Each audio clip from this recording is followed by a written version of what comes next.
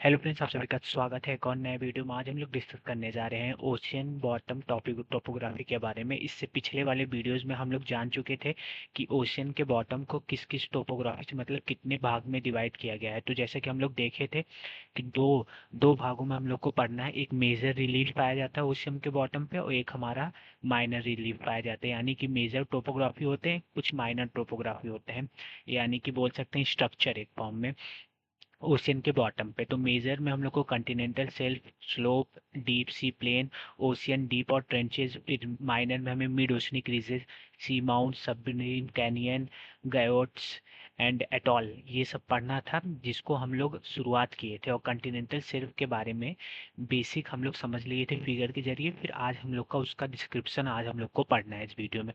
ठीक है। तो कॉन्टिनेंटल शेल्फ, जैसा कि आपको पता है कि कॉन्टिनेंटल मार्जिन से एसोसिएटेड है। कॉन्टिनेंटल मार्जिन में हमारा कॉन्टिनेंटल शेल्फ भी आता है, कॉन्टिनेंटल शेल्फ भी आता है और हमारा कॉन्टिनेंटल स्लोप आता है। उसके बाद जब हम लोग ओशन में इंटर करते हैं प्रॉपरली, ये तो कॉन्टिनेंट के भाग हुए, जो कॉन्टिनेंटल शेल्फ और कॉन्टिनेंटल स्लोप, जैसे ही हम लोग ओशन में इंटर करते हैं तो वो हमारा डीप ओशन बेसिन कहलाता है, या एबिसल प्लेन उसी को कहते हैं। वो पूरा ओशन का सरफेस होता है। ठीक है। तो पहला हम लोग कॉन्टिनेंटल शेल्फ के बारे में पढ़ने वाले हैं। तो ये हम लोग जैसा कि देख रहे हैं, पहला पॉइंट है कॉन्टिनेंटल शेल्फ जो है वो कॉन्टिनेंट का ही पार्ट है, लेकिन सीवर्ड एक्सटेंशन हो गया है, यानी कि वहाँ पे सी का वाटर आ गया है, जिसके कारण वो कॉन्टिनेंट का हिस्सा सीवर्ड एक्सटेंशन के कारण अब कॉन्टिनेंटल शेल्फ बन गया, जहाँ पे वाटर भी प्रेजेंट है, ओशन वाटर भी प्रेजेंट है। इसका जो स्लोप है बहुत जेंटल होता है। ठीक है।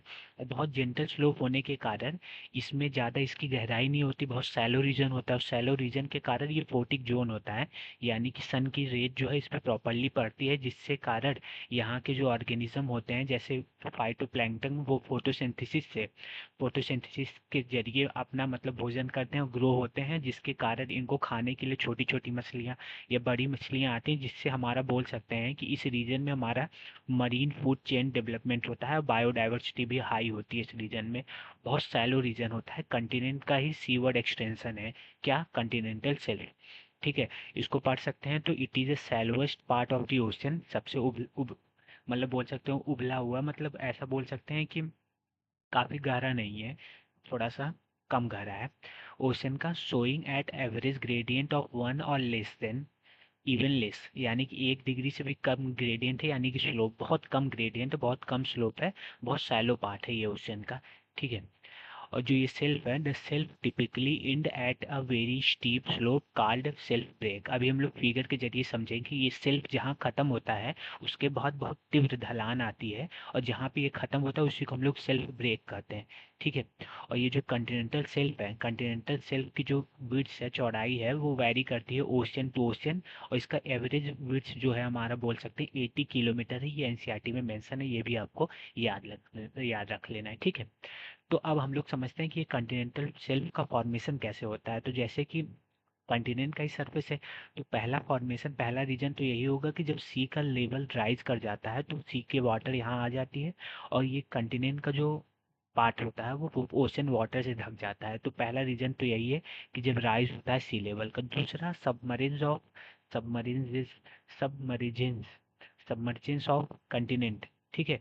इसका क्या मतलब है, सबमर्जेंस ऑफ कंटिनेंट का मतलब ये है कि जब कोई भी कंटिनेंट, जैसे कि आप लोग देखे होंगे कि हमारा भी, मैं आपको इंडियन ज्योग्राफी जब भी आप लोग पढ़े होंगे अगर, तो उसमें देखे होंगे कि एक प्लेट दूसरे प्लेट से जब भी टकराती है तो हमारा जो इंडियन प्लेट था वो टकराई थी जाके।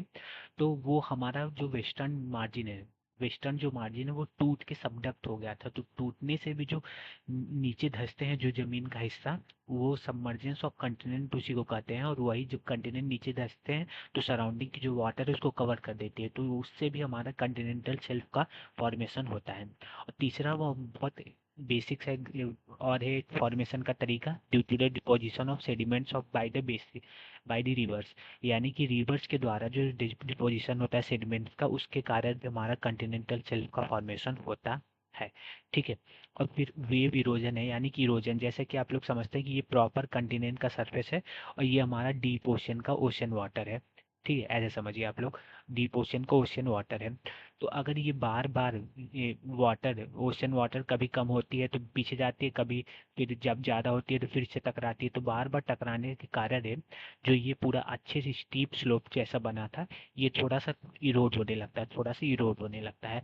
तो एज द सेंस ऐसे समझ सकते हैं कि वेव इरोजन इस तरह इरोड करके जो कंटिनेंट का पार्ट है जहाँ पे वाटर नहीं था, ओशन वाटर नहीं आ पाता था, वहाँ भी ओशन वाटर को लेके आई है इरोड करके कंटिनेंट के सरफेस को। ठीक है, तो आशा करता हूँ कि आपको फॉर्मेशन समझ में आया होगा। फिर हम लोग देखते हैं कि the shelves are almost absent और very narrow along some of the margin like coast of Chile, west coast of Sumatra. Sumatra के कोस्ट पे और चिले जो भी उसको प्रोनाउंशिएट करते हैं उसके कोस्ट पे ये जो हमारा कंटिनेंटल शेल्फ होता है वो एब्सेंट होता है, आपको याद रखना है। और जो साइबेरियन शेल्फ है आर्कटिक रीजन का वो लार्जेस्ट है, वो largest shelf in the world है, जो स्ट्रेच करता है 1500 किलोमीटर जिसकी चौड़ाई है। और the depth of the shelf also very, जैसे इसका जो क्या बोलते हैं विड्थ वेरी करता है, इसका डेप्थ भी वेरी करता है। or it may be shallow as 30 meter in some areas, while some areas it as a deep as 600 metre. यानी कि जिस एरिया में कुछ एरिया में ये सैलो है जिसका जो डेप्थ होता है, जिसका जो डेप्थ होता है वो हमारा 30 मीटर का होता है, लेकिन जहाँ जहाँ ये बहुत डीप डीप है, जहाँ सैलो है तो उसका डेप्थ तो 30 मीटर है, जहाँ ये डीप है वहाँ 600 मीटर है। ये भी कुछ फैक्चुअल चीज़ें हैं, क्वेश्चन तो आएगा नहीं लेकिन एक बार आप लोग ध्यान दे सकते हैं। ठीक है, और ये जो कंटिनेंटल शेल्फ है are covered with variable thickness of sediments brought down by the river. हाँ, मैं आपको बताया कि रिवर के द्वारा सेडिमेंट से भी इसका फॉर्मेशन होता है, ग्लेशियर का द्वारा भी, विंड के द्वारा भी, जो लैंड से वेव और करेंट्स के थ्रू आते हैं। और जो मैसिव सेडिमेंट्री डिपॉजिट होता है received over a long period of time, जो कंटिनेंटल शेल्फ पे डिपॉजिशन होता रहता है, जिसके कारण कंटिनेंटल शेल्फ पे बहुत रिच सोर्स है किसका, फॉसिल फ्यूल्स पर्याप्त मात्रा में पाए जाते हैं।